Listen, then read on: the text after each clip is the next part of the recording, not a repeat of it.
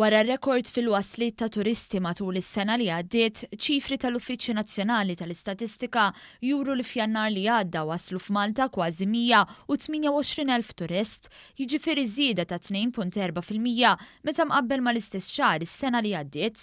Din kienet it-tielet żieda konsekuttiva fil-wasliet tat-turisti f'Malta matul dawn l-aħħar 3 snin.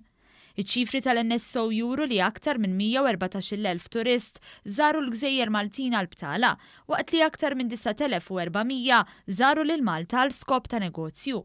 It-turisti li ġejjin minn pajjiżi barra mill-Unjoni Ewropea żdiedu b'aktar minn 14% u qabżu l-20,700 meta mqabbel mal-istess xahar is-sena li għaddiet.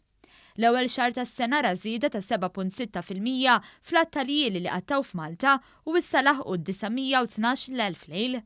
Matul l-istess xahar it-turisti nefqu 84 miljun u 700,000 euro, żieda ta' 3% meta mqabbel mal-2018.